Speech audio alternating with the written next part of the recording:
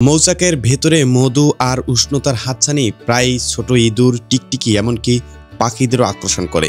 খাদ্য ও আশ্রয়ের সন্ধানে তারা সাহস করে ভিতরে প্রবেশ করে, কিন্তু সেই সিদ্ধান্তই তাদের জীবনের কাল হয়ে দাঁড়ায়, ডেকে নিয়ে আসে মৃত্যু। যখনই মৌমাছিরা এই অনাকাঙ্ক্ষিত অতিথির উপস্থিতি টের পায়, তারা তাৎক্ষণিক এবং প্রবল আক্রমণ করে প্রাণীটিকে মেরে ফেলে। কিন্তু আসল সমস্যা শুরু হয় এখানেই। মৃত প্রাণীটির দেহটি এতটাই বড় যে মৌচাক থেকে এটিকে টেনে বের করা মৌমাছিদের পক্ষে সম্ভব নয়। ফলে পচনশীল দেহ থেকে রোগ ও সংক্রমণ ছড়ানোর বিশাল ঝুঁকি তৈরি হয়।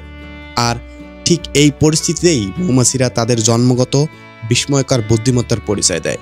তারা প্রকৃতি থেকে পাওয়া এক অন্যান্য উপাদান প্রেপোলিস ব্যবহার করে মৃতদেহটাকে একদম ছিল করে দেয়। গাছের রজন ও মোম দিয়ে তৈরি এই বিশেষ আঠালো পদার্থটি হলো অ্যান্টিব্যাকটেরিয়াল ও অ্যান্টিফাঙ্গাল। এটি ব্যাকটেরিয়া ও ছত্রাক ধ্বংস করে, ফলে পচন রোধ করে এবং সংক্রমণ ছড়াতে দেয় না।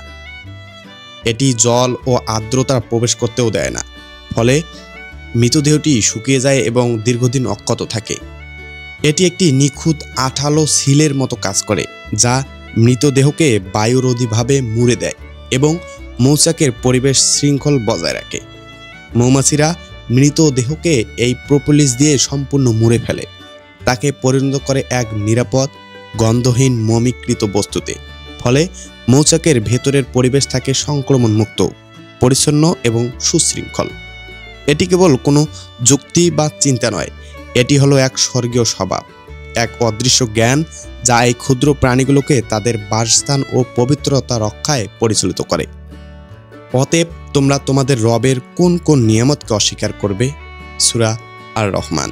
সত্যি মহান সেই সত্তা আল্লাহ, যিনি এই ক্ষুদ্রতম প্রাণীদেরকেও এমন জ্ঞান ও প্রজ্ঞা দান করেছেন যা তারা নিজে অর্জন করেনি। সমস্ত প্রশংসা ও মহিমা একমাত্র তারই।